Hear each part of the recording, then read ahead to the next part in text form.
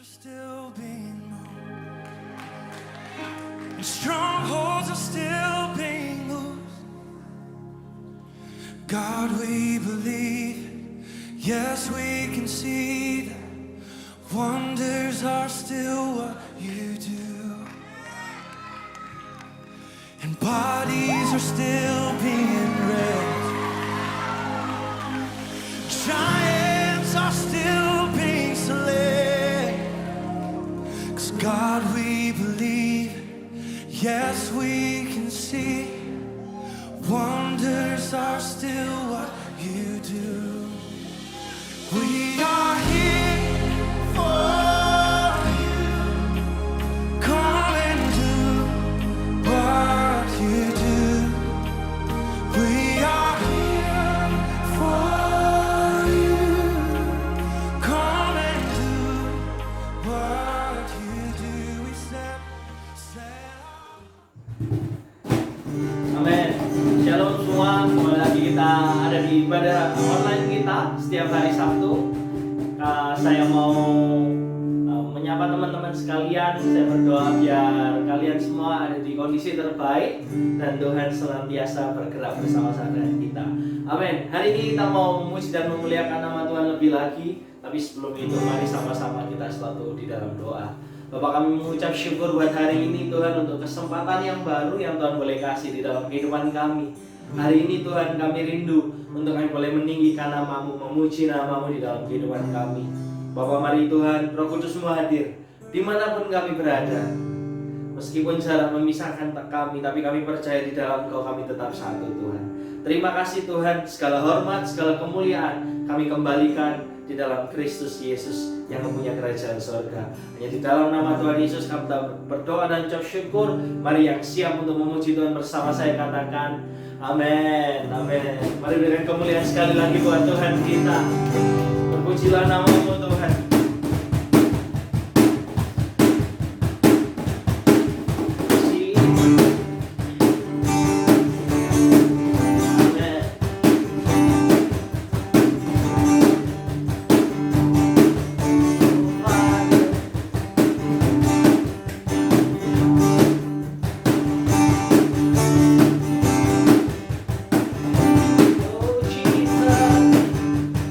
Praise your holy name.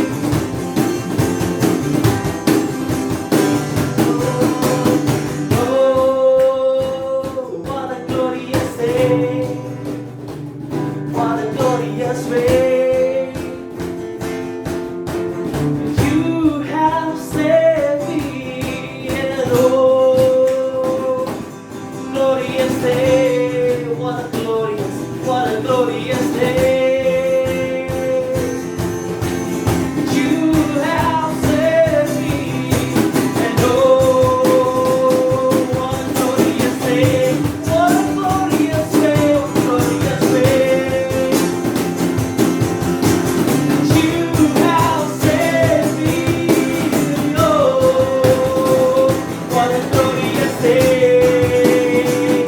What a glorious day. Oh, no, happy day, happy day. You washed my sin away. Oh, happy day, happy day. I'll never be the same. Happy day, you wash my sin away. Oh, happy day, I'll never be the same. Forever I have changed. I'll never be the same. Amen. Oh Jesus, we love you, we praise you. What a glorious day, what a glorious day. We love you, Lord. Thank you, Father. Jesus.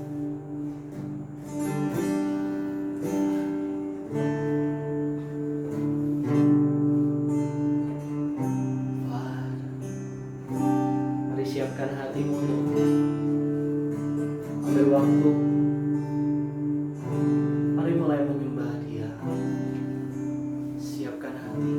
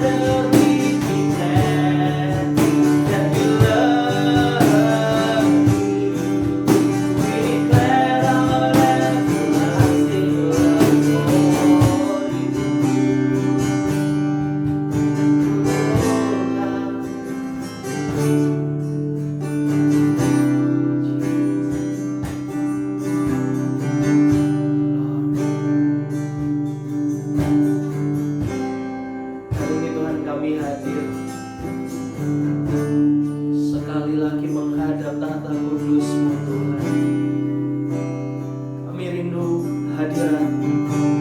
Kami rindu jamahan-Mu. Kami rindu Roh Kudus menyentuh hati setiap kami. Kami rindu perjumpaan-Mu lebih dan lebih lagi.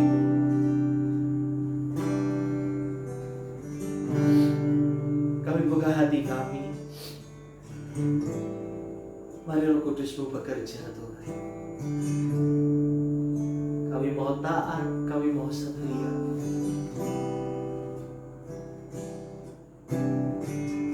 Father, we declare, Father, we love you, we love you, we love you. Biar lagu ini Tuhan boleh jadi doa setiap kami. Biar lagu ini Tuhan boleh menjadi seruan kami. Kalau kami mengasihi lebih dari apa-apa, kami undang Kau hadir menjamah kami. Kami rindu perjumpaan lebih dan lebih lagi. Love you. You will say that you are true. All the miracles you done have brought us joy. For we are changed. All the hope we have, we place in you right now. We will say that you are true. All the miracles you done have brought us joy. We are changed. All the hope we have, we place in you right now. Father, Father, Father, we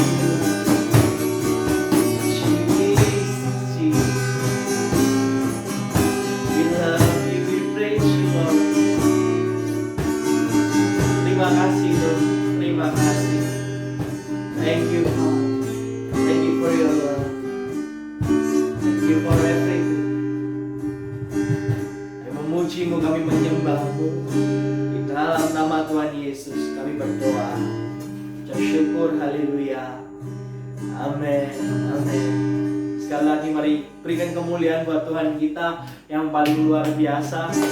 Kita punya Tuhan Allah yang luar biasa. Mulai hari ini sampai selama-lamanya. Dulu sampai selama-lamanya.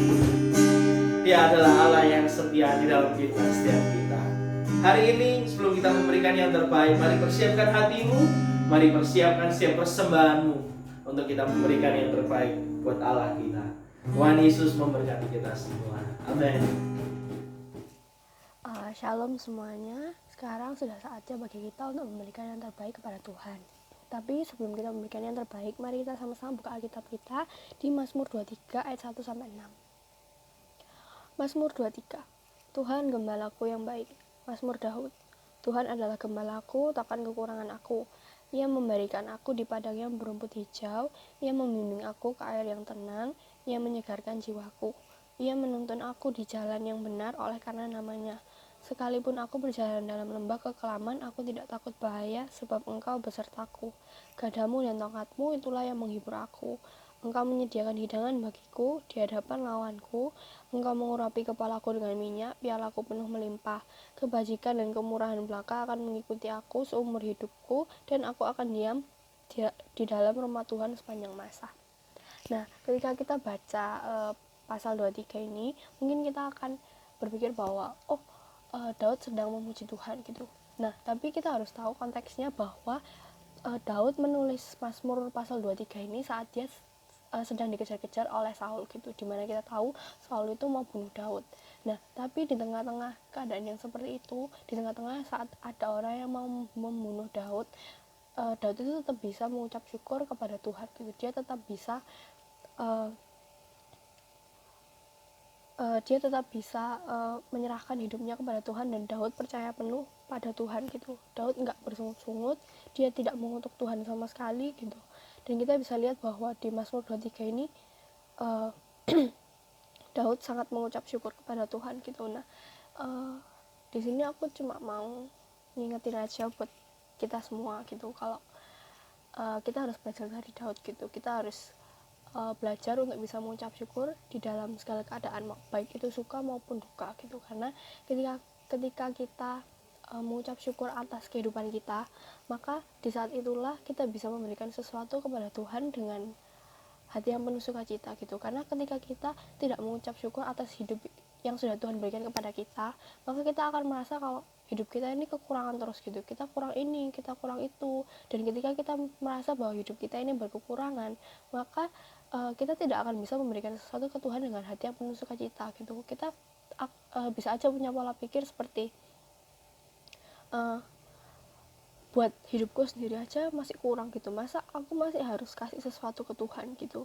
Dan kalau itu dipaksakan, maka kita jatuhnya itu kita akan memberikan sesuatu ke Tuhan dengan hati yang bersungut-sungut gitu, bukan dengan hati yang rela dan hati yang penuh sukacita. Nah, oleh karena itu hari ini aku mau mengajak semuanya, ayo sama-sama kita belajar dari Daud gitu. Walaupun maut sudah di depan mata, Daud itu tetap masih mengucap syukur kepada Tuhan gitu. Nah, ayo sama-sama kita belajar untuk bisa mengucap syukur, baik itu suka maupun duka. Karena ketika kita mengucap syukur, maka di saat itulah kita bisa memberikan sesuatu ke Tuhan dengan hati yang penuh sukacita. Mari sama-sama kita berdoa. Ya Bapa, mengucap syukur Tuhan atas segala berkat dan penyertaan-Mu Tuhan. Kalau sebentar lagi kami akan memberikan yang terbaik Tuhan, mari Engkau yang berkati tangan-tangan yang sudah memberi maupun yang belum memberi ya Bapak. Dan juga Tuhan ajar kami ya Bapak untuk bisa belajar untuk mengucap syukur di setiap keadaan. Ingatkan kami terus bahwa Engkau adalah Tuhan kami yang mampu menjaga kami Tuhan. Dan dalam Tuhan Yesus kami sudah berdoa. Amin.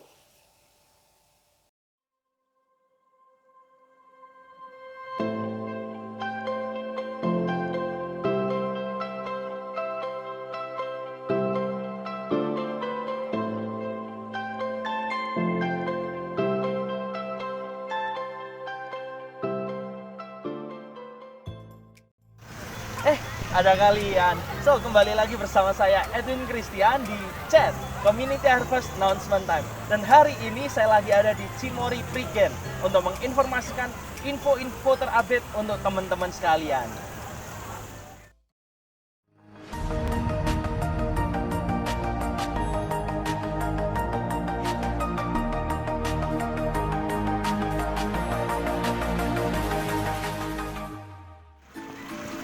Dan yang pertama untuk kalian simak, kita ada ibadah setiap hari Sabtu jam 5 sore di Amaris Bintoro, Kota Surabaya. So, jangan lupa jam 5 sore, mari bersama-sama kita beribadah. Yang kedua, buat teman-teman yang rindu untuk bertumbuh lebih dalam lagi di dalam Tuhan, mari bergabung bersama kami di dalam Force Community yang akan diadakan setiap hari Jumat jam 7 malam. So, catat Jumat jam 7 malam, kita ada 2 Force Community. Yang pertama ada di daerah timur Surabaya dan yang kedua ada di daerah barat Surabaya. Untuk info lebih lanjut dapat menghubungi saudara Priska atau Modi Renata. Yang ketiga, buat teman-teman yang rindu untuk memberikan persembahan dan perpuluhan, bisa diserahkan ke Modi Renata. So, itu semua pengumuman terupdate untuk minggu ini. Sampai jumpa di lain kesempatan and God bless you.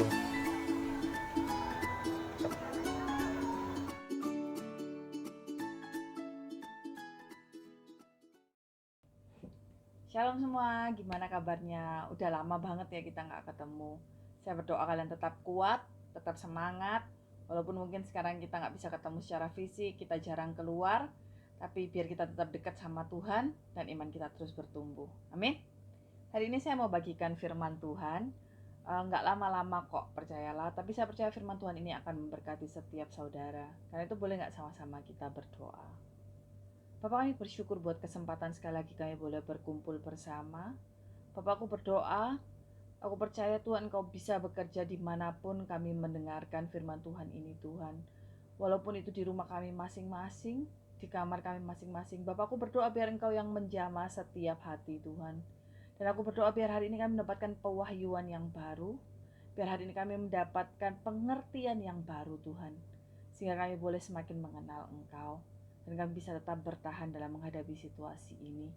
Hanya di dalam nama Yesus aku berdoa, pakai lidah bibir hamba-Mu Tuhan, supaya aku boleh menyampaikan firman-Mu. Dalam nama Yesus aku berdoa bersyukur. Amin. Amin. So, judul khotbah saya hari ini adalah tested atau diuji, teruji. Kita tahu gitu kan, hampir semua barang yang kita punya, sebelum mereka itu bisa dijual di pasaran, mereka itu harus diuji. Betul ya? Contoh kursi harus diuji ketahanannya, ranjang gitu kan harus diuji ketahanannya, keempukannya. Karena kalau misalnya asal aja, maka barang yang dikasihkan ke kita itu nggak bisa kita pakai atau gampang banget rusak kalau tanpa mengalami pengujian yang benar. Contoh gitu kan, saya kan kalian tahu gitu kan, saya bikin bisnis baru dengan Ko Edwin tentang waterproofing. So itu pakai teknologi baru Nanostar. Dulu kalau kalian tahu, barang kita nggak banyak sebetulnya, cuma sekitar 10-12 macam. Tapi tes yang diuji itu banyak banget gitu kan, banyak banget. Dan satu barang itu bukan cuma diuji satu, tapi satu produk itu bisa diuji macam-macam. Diuji ketahanannya, tahan berapa lama, tahan terhadap tekanan, terhadap asam, basa, apapun itu, semua diuji. Dan untuk menguji itu butuh waktu dan biaya nggak murah. Dan setelah kita pergi gitu kan ke laboratorium yang jelas, yang ternama, tercatat, lalu hasil tesnya itu keluar, terbukti barang kita bagus, baru kita bisa jual. Baru ketika kita maju ke customer, ke arsitek, ke kontraktor, kita bisa bilang, oh ini loh barang kita tuh kayak gini, kayak gini, kayak gini, dan terbukti kayak gini, kayak gini, kayak gini. Sehingga akhirnya mereka bisa percaya. So, sama seperti waterproofing itu, hidup kita itu juga harus mengalami yang namanya ujian. Ada begitu banyak nilai dalam hidup kita yang harus diuji, supaya kita bisa tetap teguh, kita bisa tampil sebagai seorang pemenang. Tapi hari ini saya cuma ingin bahas 3 hal. 3 hal yang sangat penting untuk kehidupan kekristenan. Tentunya kita semua tahu kan, apa itu? Iman, pengharapan, dan kasih. Dan hari ini saya ingin membahas tentang 3 hal ini. Seperti apakah iman yang teruji? Seperti apakah pengharapan yang sudah teruji dan sudah terbukti? Seperti apakah cinta kasih yang tetap bisa bertahan sekalipun ketika diuji? Oke, kita tahu gitu kan, ada kalau di dalam istilah bahasa Inggris ada yang namanya stress test. Itu bukan ujian terhadap kesetresan, enggak. Tapi stress test itu adalah sebuah kata yang sebetulnya itu berarti tentang kekuatan atau kualitas sesuatu yang diuji untuk menunjukkan kekuatan dan kualitas dari sesuatu yang kita uji. So, stress test gitu kan, dikatakan stress test will reveal who we are and our foundation. Sama seperti kalau kita tahu perumpamaan dalam Alkitab, ada rumah yang dibangun di atas 2 dasar, lalu satu di atas batu, satu di atas pasir. Lalu ketika badai datang, ketika banjir datang, hujan datang, maka terujilah rumah itu, apakah dasarnya. Nah, hal yang sama juga terjadi dalam hidup kita. Dan yang kita tahu dalam kondisi pandemik ini, nggak ada seorang pun dari kita yang menginginkan pandemik ini terjadi. Dan kita semua tuh sama-sama berharap supaya hal ini cepat berlalu, supaya kita bisa hidup normal kembali. Bukan new normal, tapi normal as the one that we already been before gitu kan ya. But sampai sekarang hal itu belum terjadi. Kita mungkin harus terus berdoa dan terus berusaha menyikapi dengan benar dalam menghadapi pandemi ini. Karena itu hari ini gitu kan, mari sama-sama belajar apa yang harus kita lakukan ketika iman kita, ketika pengharapan kita, ketika kasih kita itu diuji. Dan saya berdoa, apapun kondisi yang saudara alami hari ini, kita semua akan tampil keluar sebagai seorang yang lulus uji, seseorang yang terbukti berkualitas, karena kita punya iman, pengharapan, dan kasih kepada Tuhan. Amin. Oke, kalau awal-awal saya sering banget baca tentang corona. Sekarang sudah nggak terlalu sih, karena capek gitu kan ya, daripada malah nanti akhirnya malah putus asa. Tapi dulu tuh saya sering banget baca-baca gitu kan. Dan kalau kita baca, kita tahu bahwa hampir semua ahli bilang bahwa pandemik ini tuh tidak pernah terjadi sebelumnya. Walaupun mereka bilang setiap 100 tahun ada pandemik yang terjadi, tapi terbukti pandemik yang terjadi saat ini, corona, itu nggak pernah terjadi sebelumnya. Karena itu rasa takut dan kecemasan yang kita miliki itu juga sesuatu yang nggak pernah kita alami sebelumnya. Sebetulnya rasa takut itu tuh wajar sih, manusiawi gitu kan. Karena kita itu takut dalam menghadapi sesuatu yang kita bayangkan akan terjadi. Itu wajar terjadi buat setiap kita. Tapi saya berdoa ketika kita merasa takut, ketika kita merasa cemas, saya berdoa biar saudara mendapatkan pewahyuan pribadi dari Tuhan, bahwa Dia selalu menyertai engkau, bahwa Dia nggak pernah meninggalkan engkau, dan Dia akan menolong engkau mengalami setiap permasalahan yang ada.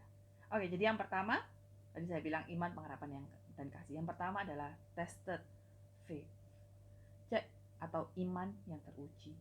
Sebetulnya dengan apa sih iman kita itu diuji? Yang pertama pastinya firman Tuhan gitu kan. Kita tahu bahwa iman itu timbul dari pendengaran, dan pendengaran akan firman Allah. Jadi seberapa besar pengertian kita akan firman Tuhan, itu yang akan menentukan kualitas iman yang kita miliki. Karena firman Tuhan yang akan menolong kita menghadapi setiap tantangan yang ada. Jadi dengan apa iman kita diuji? Yang pertama dengan firman Allah. Lalu yang kedua, itu dengan ketaatan kita. Ibrani 11 ayat yang ke-7. Ibrani 11 itu isinya tentang pahlawan iman, segala sesuatu yang berhubungan dengan iman.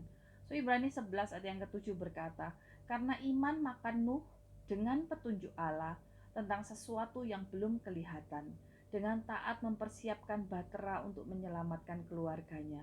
Dan karena iman itu ia menghukum dunia, dan ia ditentukan untuk menerima kebenaran sesuai dengan imannya. Kalau kita tahu Nuh gitu kan, kita semua tahu ceritanya Nuh lah ya.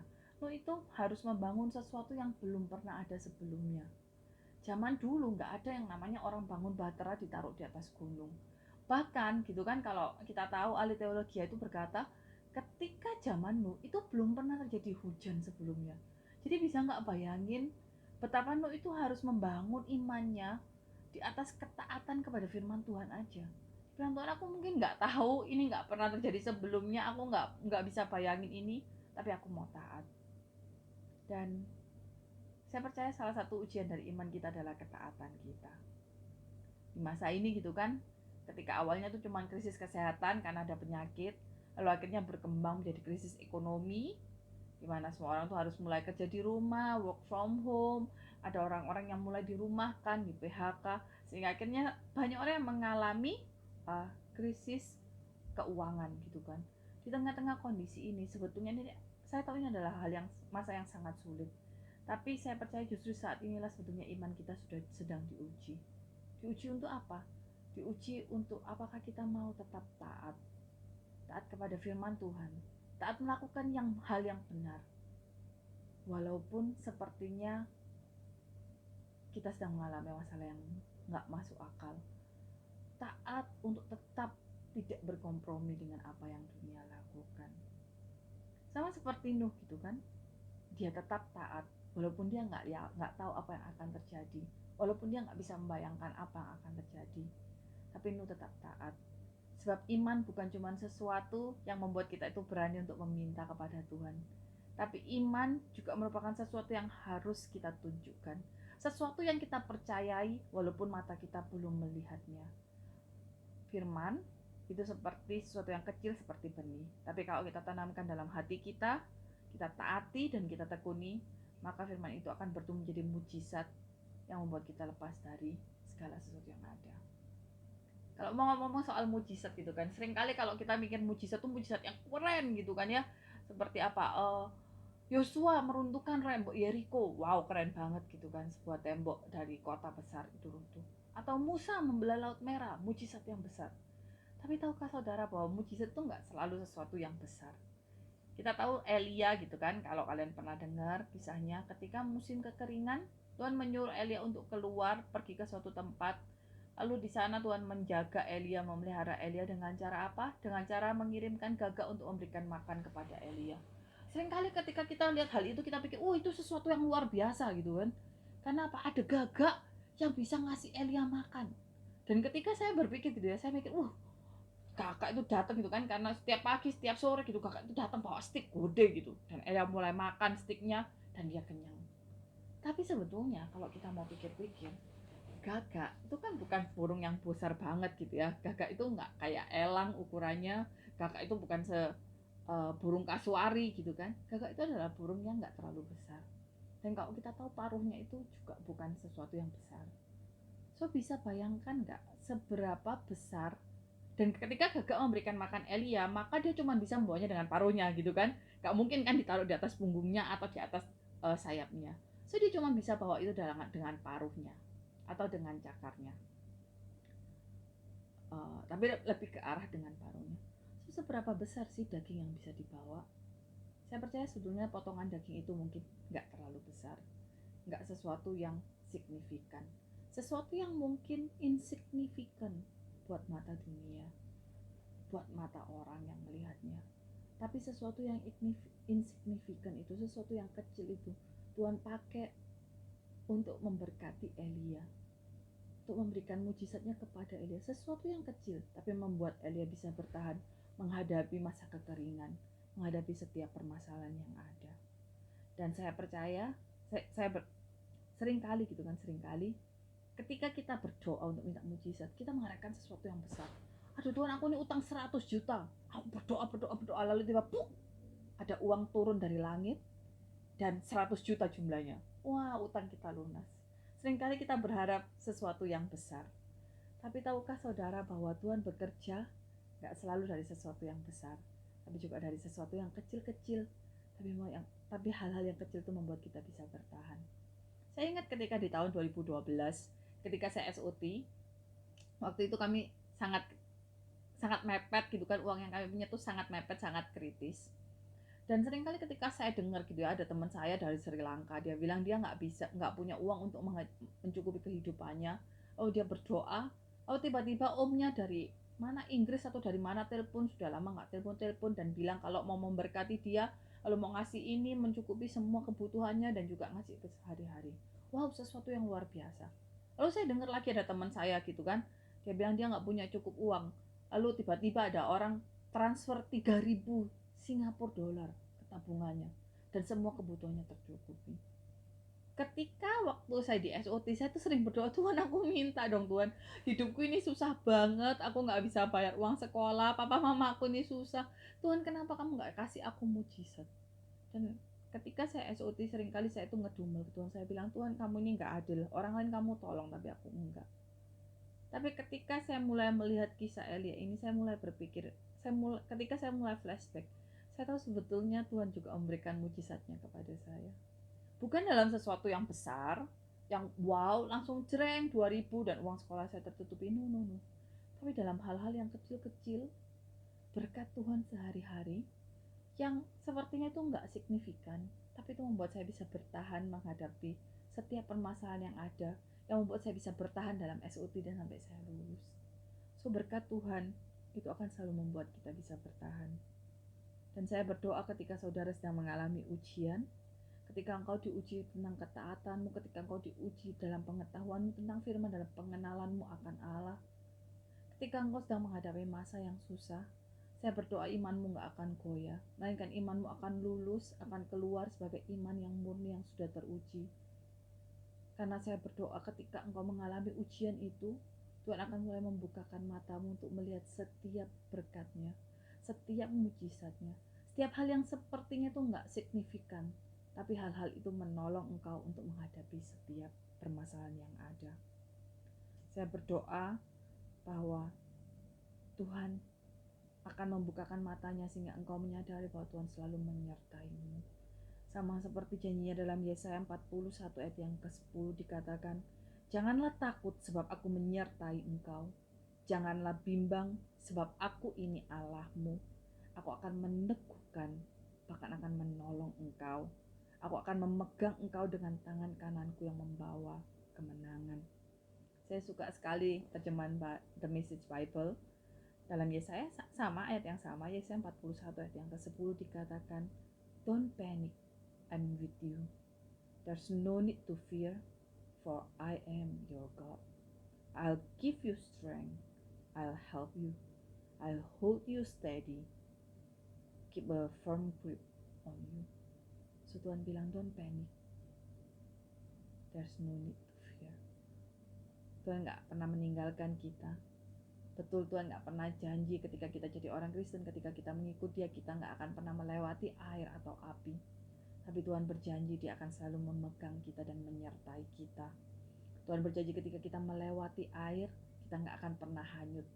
Dan ketika kita melewati api, kita gak akan pernah dihanguskan.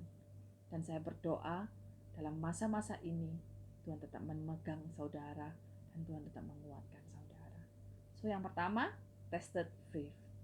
Yang kedua adalah tested hope atau pengharapan. Ibrani 6 ayat yang ke-19 sampai 20 berkata, pengharapan itu adalah sauh yang kuat dan aman bagi jiwa kita yang telah dilabuhkan sampai ke belakang tabir, di mana Yesus telah masuk sebagai perintis bagi kita ketika Ia menurut peraturan Melkisedek menjadi imam besar sampai selama-lamanya. Saudara, pengharapan itu seperti sauh. Kita tahu sauh ya, sauh itu jangkarnya kapal. So jangkar kapal itu punya dua syarat. Yang pertama dia harus kuat, yang kedua dia harus kokoh. Atau dalam bahasa Inggrisnya dia harus strong and firm. Apa sih artinya? Strong itu berarti ketika jangkar itu dijatuhkan, ketika jangkar itu dilabuhkan, jangkar itu akan kuat. Jangkar itu nggak akan patah menghadapi setiap tekanan yang ada. Dan yang kedua, firm berkata ketika jangkar itu dilabuhkan, jangkar itu akan tetap tinggal, tidak bergeser. So itu yang harus terjadi. Pengharapan itu seperti jangkar yang akan membuat hidup kita tetap kuat, yang akan membuat hidup kita tidak bergeser, yang akan membuat kita terus punya pengharapan dan gak pernah depresi. Kalau seorang ahli psikologi gitu ya, namanya Viktor Frankl, dia berkata bahwa keputusasaan atau depresi atau despair kalau bahasa Inggrisnya itu terjadi pada saat seseorang yang sedang menderita itu nggak menemukan arti dalam penderitaan itu. So despair happen when people that going through the suffering doesn't understand the meaning of that suffering. Jadi seorang bisa putus asa bukan karena dia tertekan, bukan karena dia menghadapi permasalahan yang begitu besar, tapi karena dia nggak mengerti kenapa dia menghadapi permasalahan itu. Kalau kita baca-baca gitu kan, ada begitu banyak orang yang frustasi, ada begitu banyak orang yang depresi di masa-masa COVID ini. Saya baca ada begitu banyak orang yang bunuh diri karena mereka nggak melihat adanya pengharapan dan mereka nggak mengerti kenapa mereka harus mengalami semua hal itu.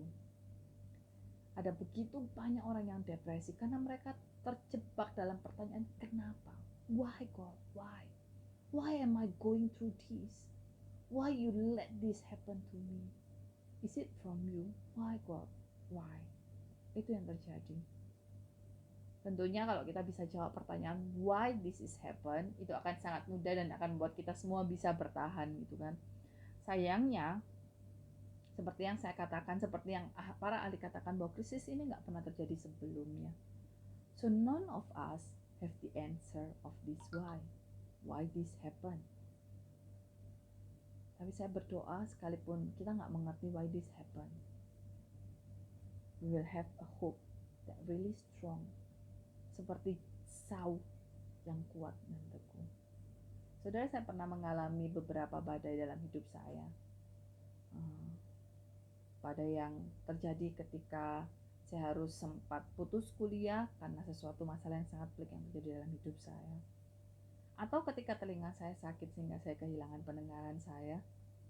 Atau ketika saya mengalami kecelakaan dan akhirnya bahu saya nggak bisa bergerak dengan normal sampai sekarang. Ada begitu banyak masalah yang buat saya nggak mengerti kenapa itu terjadi. Seringkali saya juga bertanya, why God? Why this is happen to me? Why God? After everything that I've done, after all the sacrifices, why you still let this happen to me? But saya bersyukur karena setiap kali saya nggak mengerti jawaban mengapa, bahkan sampai sekarang ada beberapa pertanyaan yang saya belum bisa jawab, ada beberapa why yang belum bisa saya jawab. Saya bersyukur karena Tuhan tuh membukakan mata saya untuk melihat bahwa apapun yang terjadi, hey daughter, I still with you. I will always be with you. And I will hold you firm with my hand. So saudara, ketika iman dan pengharapanmu diuji, do you stay strong? Or you will feel helpless and hopeless? Kalau kita tahu ada perbedaan antara helpless dan hopeless. Helpless is a condition, is a situation. Situasi di mana kita merasa nggak berdaya karena kita nggak bisa melakukan sesuatu. Dan saat ini ada begitu banyak dari kita yang merasa helpless. We are in helpless situation. Kita nggak berdaya. Tapi saya berdoa this helpless situation won't make you feel hopeless. Karena ketika engkau feel hopeless, ketika engkau kehilangan pengharapanmu, it's not a situation anymore, but it's your decision. Engkau merasa putus asa karena engkau mengambil keputusan untuk menjadi hopeless, untuk menjadi nggak punya pengharapan, untuk kehilangan pengharapanmu. Dan saya berdoa jangan sampai saudara mengambil keputusan to feel hopeless, even though you don't know why you need to go through this. Yakobus 1 ayat yang ketiga berkata, sebab kamu tahu bahwa ujian terhadap imanmu itu menghasilkan ketekunan. Roma 5 ayat yang ketiga dan keempat berkata, bukan hanya itu saja, kita malah bermegah juga dalam kesengsaraan kita karena kita tahu bahwa kesengsaraan itu menimbulkan ketekunan, dan ketekunan menimbulkan tahan uji, dan tahan uji menimbulkan pengharapan. Saya berdoa walaupun hari ini engkau mungkin masih belum tahu why you need to go through this, engkau akan mengambil keputusan untuk tidak menyerah. You will say, God, I decided not to give up, for I believe in your words. Sebab firman Tuhan dalam Mazmur 18 ayat yang ke-31 berkata, adapun Tuhan jalannya sempurna, janji Tuhan adalah murni, dia menjadi perisai bagi semua orang yang berlindung kepadanya. That's why saudara, let's hang on to our hope in Him. Karena Tuhan gak akan pernah salah, jalannya sempurna, janjinya murni, dan dia gak akan pernah meninggalkan kita. So tested love, tested faith, tested hope, yang terakhir adalah tested love, atau kasih yang teruji. 2 Timotius 1 ayat yang ke-7 berkata, sebab Allah memberikan kepada kita bukan roh ketakutan, melainkan roh yang membangkitkan kekuatan, kasih, dan ketertiban. 1 Yohanes 4 ayat 18 berkata, di dalam kasih tidak ada ketakutan, kasih yang sempurna melenyapkan ketakutan, sebab ketakutan mengandung hukuman dan barang siapa takut ia tidak sempurna di dalam kasih. Saudara, di tengah kebimbangan seperti ini, di tengah ada begitu banyak rasa ketakutan dan kecemasan, Ini adalah saat yang paling baik untuk kita memperdalam pengenalan kita kepada Tuhan, untuk kita tinggal di dalam kasih-Nya. Kenapa? Karena ketika kita tinggal di dalam kasih-Nya, kasih-Nya akan melenyapkan segala ketakutan. Tapi bagaimana caranya kita tinggal dalam kasih-Nya? 2 ayat sebelumnya dari 1 Yohanes 4 ayat 18 memberikan jalannya kepada kita. 1 Yohanes 4 ayat 16 berkata, kita telah mengenal dan telah percaya akan kasih Allah kepada kita. Allah adalah kasih, dan barang siapa tetap berada dalam kasih, ia tetap berada di dalam Allah dan Allah di dalam dia. Apabila kita tinggal tetap di dalam Tuhan yang adalah kasih, maka kasih-Nya akan terus menyelimuti kita dan yang akan melenyapkan semua ketakutan kita. Sebab kasih yang sempurna melenyapkan segala ketakutan. Karena itu di masa-masa saat ini, ketika engkau gak bisa terlalu banyak beraktivitas, ketika engkau lebih sering ada di rumah, ketika engkau lebih sering sendirian, mari temukan Tuhan setiap hari. Temukan kasih-Nya setiap hari. Kenali Tuhan secara pribadi. Dan saya berdoa biar dalam setiap permasalahan yang ada, engkau akan menyadari bahwa Tuhan tidak akan meninggalkan engkau. Dan engkau akan mendapati di akhir dari setiap permasalahan ini, di akhir dari setiap pandemik ini, engkau akan menemukan bahwa imanmu telah teruji, bahwa pengharapanmu telah teruji, bahwa kasih-Mu telah teruji. Saya akan tutup khotbah saya dengan janji firman Tuhan gitu ya, dalam Mazmur 18 ayat yang sebetulnya semua saudara kalau punya waktu baca sendiri. Saya akan bacakan dalam bahasa Indonesia masa kini. Okay? Dikatakan bahwa Mazmur 18 ayat yang kedua, ku cinta kepadamu ya Tuhan, engkaulah kekuatanku. Tuhan seperti benteng yang kuat tempat aku berlindung. Allahku seperti gunung batu tempat aku bernaung. Seperti perisai ia menutupi aku dan menjaga aku agar aman selalu. Aku berseru kepada Tuhan yang patut dipuji, yang membebaskan aku dari musuh-musuhku. Aku dikelilingi bahaya maut dan digenangi banjir kebinasaan. Aku dikelilingi bahaya maut, perangkap maut ada di depanku. Dalam kesesakanku aku berseru kepada Tuhan. Aku berteriak kepada Allahku mohon pertolongan. Dari rumahnya ia mendengarkan suaraku dan memperhatikan seruanku. Saya lompat lagi ke ayat yang 31 yang sudah saya bacakan sebelumnya, tapi ini dalam bahasa Indonesia masa kini. Dikatakan perbuatan Allah sempurna, janji Tuhan dapat dipercaya. Ia seperti perisai bagi semua yang berlindung kepadanya. Sebab hanya Tuhanlah Allah, Allah saja pembela kita. Saudara, biar Tuhan yang jadi pembela kita, menjadi sumber kekuatan dimanapun kita berada. Saya berdoa biar hari ini engkau betul-betul mendapatkan pewahyuan dari Tuhan secara pribadi yang membuat kau bisa bertahan dalam menghadapi setiap permasalahan yang ada. So, mari ambil saat teduh sebentar. Saudara, saya nggak mengerti apa yang sedang kau alami saat ini. Saya tahu setiap kita mengalami masa-masa yang sulit, ya, bahkan saya pun mengalami masa yang sulit. Tapi mari hari ini kita mulai mau serahkan semuanya kepada Tuhan. Mari sama-sama tutup matamu. Mari mulai renungkan apa yang kesulitan yang engkau hadapi saat ini. Dan mulai katakan kepada Tuhan, God, I won't give up. I will trust in you. I will put my faith in you. I will put my hope in you. And let your love surrounded me.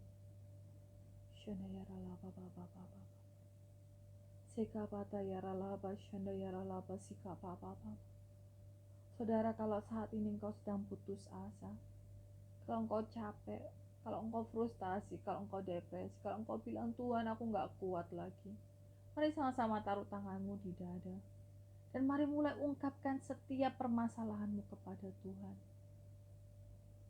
Biar hari ini Dia datang, biar hari ini Dia memenuhimu, biar hari ini Dia memelukmu dan melingkupi engkau dengan kasih-Nya. Biar hari ini Dia memberikan pengharapan yang baru kepadamu dan membuat imanmu tetap kuat. Mari saya kasih waktu 1-2 menit. Berdoalah dengan caramu sendiri. Berdoalah dengan bahasamu sendiri dan ungkapkan setiap perasaanmu kepada Tuhan.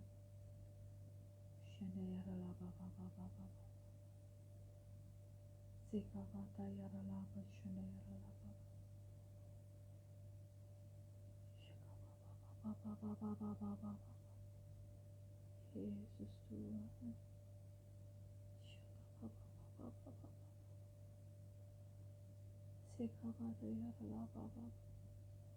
Bapak, aku berdoa Tuhan, biar Engkau terus membuat iman kami bertumbuh.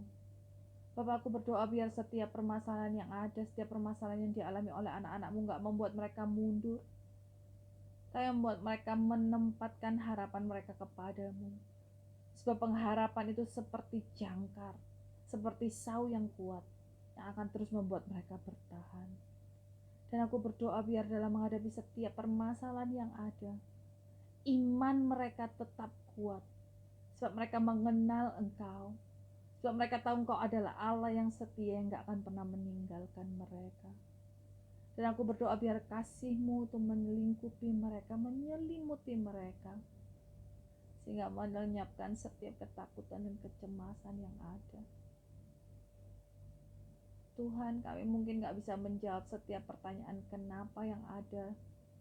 Kenapa kami harus mengalami hal ini? Kenapa kami harus mengalami hal itu?